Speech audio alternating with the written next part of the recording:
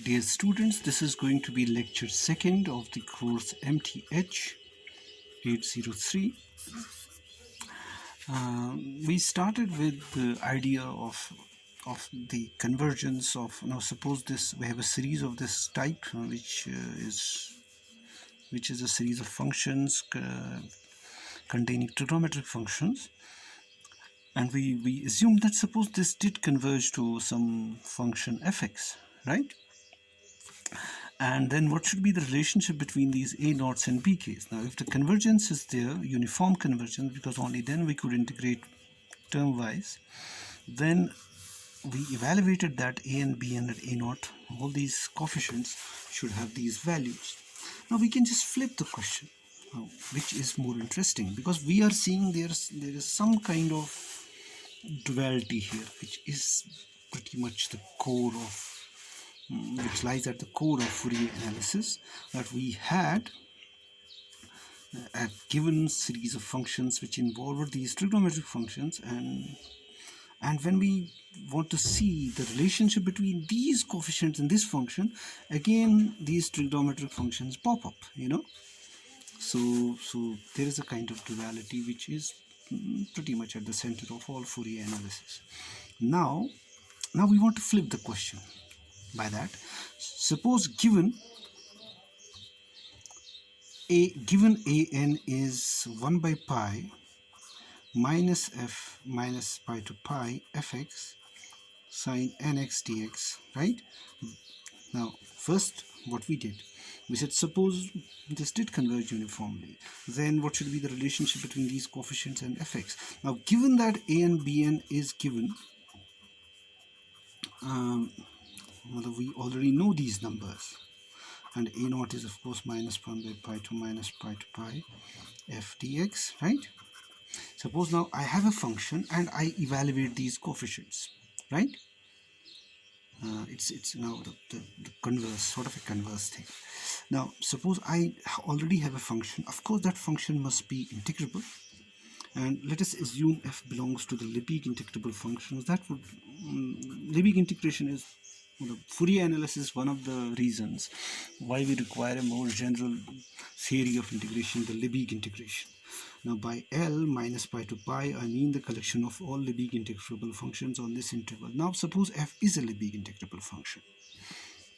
Then with the help of this function, I evaluate these numbers. I have a function, a given function, I evaluate these numbers, and I can now think about a series. 1 by 2 a naught plus summation ak cos kx plus pk sin kx, k runs from 1 to infinity, and I look at the convergence of this series. Now you got my point? I hope you got. If you get this point, now that is the starting thing for our analysis. Now I'm saying suppose now f was Lebesgue integrable and I evaluate these numbers. These did not come out of thin air, they came from this understanding. Suppose the function converges, then what would be the relationship between the limit function and the coefficients? Now suppose I have a function that's already given. Here I am given a priori a series, here I am given a priori a function, right? And what I am saying is, suppose now I am given a function that is Lebesgue integrable, I evaluate these coefficients and I form this trigonometric series, right? Then the question is, how is this series related to my given function, right? Now here the case was, how was the function related to the coefficients? Here the question is, now given those coefficients, how would these function related to be related to the series? Would it converge to this function? And if it does converge, how would it be? Pointwise, uniform, whatever. Now we would at least expect, under what conditions would this series converge pointwise to this function, and how would we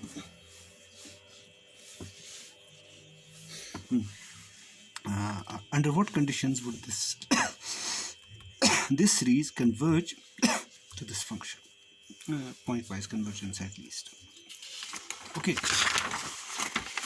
now when I am given a Lebesgue integrable function like this, and I generate a series by this process, by this machine, I generate this series. This series is called Fourier series of this function. It may converge. No, we are not saying this is equal to this, but this is Fourier series of this function. I have generated this series via this process from this function, and we call it Fourier series. Okay.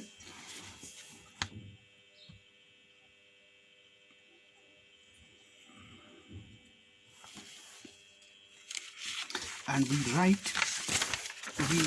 usually denote this relationship by f of x tilde 1 by 2 a naught plus summation ak cos kx plus bk sin kx. K runs from 1 to infinity, where, as you know now, a naught is 1 by pi minus pi to pi. What was that? Fx dx, and of course a n is equal to 1 by pi minus pi to pi fx cos nx, whatever, dx, whatever, not as nx, right? 1 bn is equal to 1 by pi minus pi to pi fx sin nx dx, right? So I am given a function that is the big integrable over this interval, and I have generated these numbers by the process of integration, and I generated the series. This series is now Fourier series of this function, and we want to see under what conditions does this series converge to this function, or how are the two related. A priori there need not be any relation, right? This may not converge, this may converge. Okay, I think right now we should take some example and form a Fourier series of a certain function. Now let's take a very simple one. I take f of x to be 0 in case x lies between 0 and pi. Let's say take it to be 1 in case 0 is less than x is less than or equal to pi. So this is a sort of a jump function, which we know is Lebesgue integrable, right? So I have got from minus pi to 0. If I take this point to be minus pi and this to be pi, my function is 0 here, and from 0 onwards it jumps to 1. So this is my function, a very simple function, and I want to evaluate its Fourier series.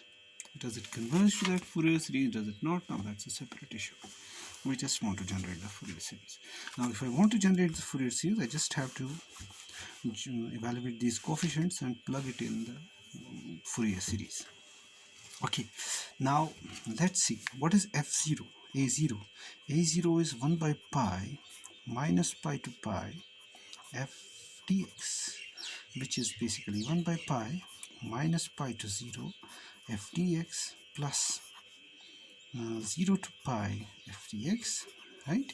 In this case, of course, 1 by pi is outside, so it will be 1 by pi. What do you get? So it is 0 here, because from minus pi to 0 it is 0, so it is 0 plus यहाँ से तक 1 है, so it will be 0 to pi dx, which is basically 1 by pi into pi, that's equal to 1. So a naught is equal to 1, right? So I want to evaluate the Fourier series of this function, and my a naught came out to be 1. And how about a n? A n, in case n is greater than equal to 1, would be again 1 by pi minus pi to pi fx cos nx dx, right? So let's evaluate it. So again, I just need to evaluate it where? It would be just minus pi to pi, because I know from minus pi to 0 it is 0, so it will be 1 into cos nx dx. So that would be 1 by pi, cos को integrate करेंगे, so it would be sin nx divided by n from 0 to pi. That's obviously 0, because sin of pi is 0 and sin of 0 is 0. Integral any for all n running from 1 to so on and so forth. And if I want to find Bn, it will be 1 by pi minus pi to pi, of course, fx into sine nx dx. Now that would be 1 by pi. I just need to consider the interval 0 to pi, and where this is 1, so it would be sine nx dx, right? So that would be 1 by pi. You should have what, minus cos nx divided by n evaluated from 0 to pi. So it would be minus 1 by pi n into cos of pi minus cos of 0. So that would be minus 1 by n pi. Cos of pi is minus 1, cos of 0 is 1, so it is minus 2, so that would be 2 by n pi, right? Okay. No, there is a I have written something wrongly. So here it is cos of, let me write it again. So here it is basically cos of n pi minus cos of 0, right? Okay, so this is minus 1 by n pi. Okay, now I know that cos of even multiples of pi would be 1, and that of odd multiples of pi would be minus 1. Okay, so if it is odd, if n is odd, then it would be minus 1 minus 1, right? So that would be equal to, of course, 2 by n pi, which I already wrote, but this is only the case when n is odd. And this would be equal to minus 1 by n pi. In case it is even, then it would be 1 minus 1, that is 0 if n is even. Okay, so what do I have now? I've got a0 is 1, an's are all 0, forget about them. Now look at these bn's. Bn's are 2 by n pi in case n is odd, and 0 if n is even. So what does my series become? It would be 1 by 2. Now my series is, remember this, plus summation k runs from 1 to n, ak cos kx plus bk sin kx, right? So I've got this is 1, so this is equal to 1 by 2, right? Because a0 is 1. Now these are all zeros, ak's are all zeros, forget about them. Then I have bk's. Now bk's would be, now first it would be even term, so I would have odd term, so it would be 2 by pi into cos of x, right? Then I would have when I take, then I would have 0 into cos of 2x, right? I'm writing wrong, right? Because ak's तो सारे 0 है, so it is about sine. So because bk's के values हैं, उसके साथ sine है. So you would have sine of 2x into 0 plus, now take n3, that's odd, so it would be 2 by, what do I have, 3 pi into sine 3x plus 0, and so on and so forth. So ultimately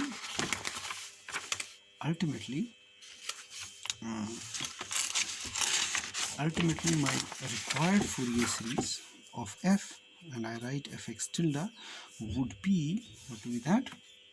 Let me write it down. It would be 1 by 2 plus I would have 2 by pi sine x plus 2 by 3 pi sine 3x plus 2 by 5 pi sine 5x, and that would be 1 by 2 plus, if I take this 2 by pi out, that would be just sine x plus sine 3x by 3 plus sine 5x by 5. Okay, so we have found our simple function, right? And remember, what was my function? F of x was 0 in case x lies between 0 and minus pi. This was 1 in case it 0 is less than x is less than equal to pi, right? Now look at this. What would be f of 0 in this case? Now f of 0 from the function would be 1, right? But if I substitute 0 in the series, all these terms would be 0. I would get from the series from the series at x equal to 0, the series will be, yeah, will sum up to 1 by 2. So that means this series certainly does not converge pointwise. At least at one point in the domain this does not converge. That's at 0. In fact, I get the half value, and that is, by the way, interesting. No, you should think about it, why this would be half, right? Okay, so what in this way we found the Fourier series of a function. I am given a function that is what we call a Lebesgue integrable function over the interval, and then I evaluated these Fourier coefficients, and then I formed the series, and which is called the Fourier series of the given function. And as I said, we are looking at in what way would this series be related to the function that generated it. Right? The question would be, does it first converge, and if it converges, does it converge to fx pointwise? We can just take other examples of more in your, I think in your study material there are other examples that have been done, and yes, other examples have been done. And then also, if you look at the material, there would be exercises in that material that you must try yourself, right? Basically what we did here, just simple process of integration is involved. Sometimes it might be a little more difficult, just the integration process, but you have been doing that since your 11th, 12th classes, so it shouldn't be difficult. So that was our starting part of our Fourier series. And I want to emphasize here that these video lectures cannot be a substitute for a regular lecture. So for that, now since you know the situation, we don't have proper internet, the classes are off, so you have to work a little harder, work harder yourself, go look at the study material, look at the books, and work out more and more examples, right? Okay, let me do another example. Okay. Let me do this example of a little more complicated function. No, it's not a complicated function, slightly different. So it is mod x, where of course x lies between. This is Lebesgue integrable, of course this is Riemann integrable. Now I know if I have to generate its Fourier series, I have to evaluate these coefficients. A naught is 1 by pi minus pi to pi f dx, and then I have ENs for n bigger than or equal to 1. It is 1 by pi minus pi to pi fx into cos nx dx, and of course Pn is the same thing, right?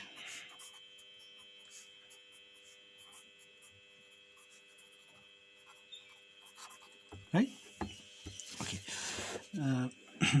Now if I look at this function, I know that in this case f of minus x is the same thing as f of x. And if a function is such that f of minus x is the same as f of x, we call it an even function. And in case f of x is equal to minus f of minus x is minus f of x, that's an odd function, you know that. But this reduces our work in evaluating these coefficients. Why? Now look at this function. Now suppose f is an even function. What is cos function? Cos nx is an even function, right? And even function into an even function is an even function. And you must know from earlier classes, minus a to a f dx is equal to 0 if f, let me write it g so that it doesn't get confused with this f.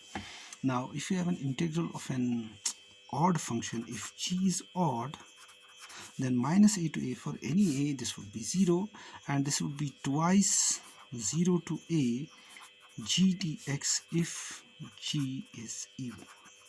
Now this is just an elementary fact, right? Now we also know that if you have an odd function into odd function, that will be an even function. If you have an even function into odd function, that would be an odd function. And if you have an odd function into odd function, that would be an even function. Now, if suppose in our case fx is an even function and cos nx is also an even function. So this is even function into even function, that's an even function. And for an even function, this should happen. So this should be then equal to 2 by pi 0 to pi fx cos nx dx, right? So I can evaluate an like this in case. And how about this fx? If fx is an even function, and sin x nx, we know it's an odd function because sine of minus x is minus sine x. So then odd into even is odd. So this is an odd function. Now since this is an odd function, therefore this must be 0. So in the case of an even function, we only need to evaluate our ans, right? And similarly, in the case of an odd function, ans would be 0 because then this would be an odd function and we only need to evaluate our bns, right? So using this knowledge, you can use this, if you know the function is even or odd, it is all given in your study material, then you can accordingly make your calculation simpler. So far, so my function is f of x equal to mod of x. I know that it's an even function, so bn's would be equal to 0 for all n running from 1 to so on and so forth. So I have to evaluate a's, right?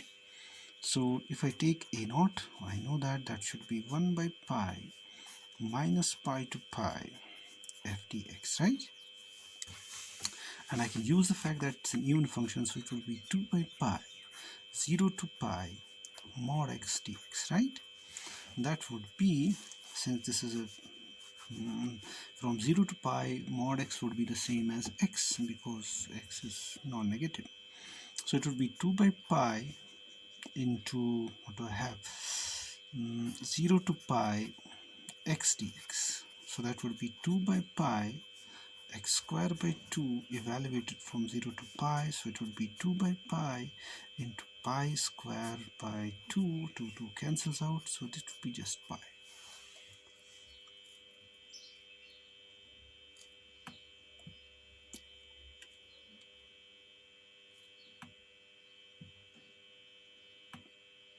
Right? So this would be just pi. Have I done it correctly? Yes, because it is minus 0. Now similarly, what would be an in case n is not equal to 0? So it would be 1 by pi minus pi to pi fx cos nx dx. So that would be 1 by pi, because even function, that's again an even function. So it is 2 by pi 0 to pi, it should be again x cos nx dx. Now you know how do you evaluate this integral, so we apply our integration by parts. So it will be 2 by pi, okay, a0 is pi, so this is 2 by pi, okay, 2 by pi into integration by parts. So cos ka integral is sine nx divided by n. You just keep x as it is and you evaluate it from 0 to pi, then minus, you just integrate from 0 to pi, right? So you write the integral as it is, sine nx by n, and multiply it by the derivative of x, that's 1, and you integrate, right? Of course you know all that. So it is 2 by pi. Now sine of n pi, so it would be sine of n pi divided by n multiplied by pi minus basically 0, but this is also 0. So then I have minus, take 1 by n out, integrated, so it would be minus cos nx divided by n evaluated from 0 to pi, because integral of sine nx is minus cos nx, right? Okay, so that will be 2 by pi into, I take this n out, minus minus is plus, so it would be 2 by n square into minus minus दोनों मैंने बाहर निकाले, so it would be basically cos of pi x minus, sorry, pi nx minus cos of 0, and that's 1. So again it would be odd and even thing, right? So it would be 2 by pi n square into, if n is even, so it would be 1, so 1 minus 1 is 0, so it would be 0 if n is even. But if n is odd, this would be minus 1, so it would be just minus 2. So it would be minus 4 by n pi square if n is odd. Right? Okay, so now we have everything, right? We just substitute it. So what do you get? So fx then is, let me write it here. इसका जो होगा Fourier series, right? Fx tilde I can write is a0. What was a0? A0 was pi, so it is pi by 2, right? Plus a0 by 2, then I have ans, right? And so what do I have? I have basically summation, let me write it as n runs from 1 to infinity an cos nx. वो तो 0 है, so that would be the same thing as pi by 2 plus, if it is odd then it is minus 4 by, so it would be, let me write it as minus 4 by pi square into cos x, even के लिए 0 है, so it would be minus 4 by 3 pi square, oh sorry, I have to write pi n square, so it should be 4 by pi, it's okay.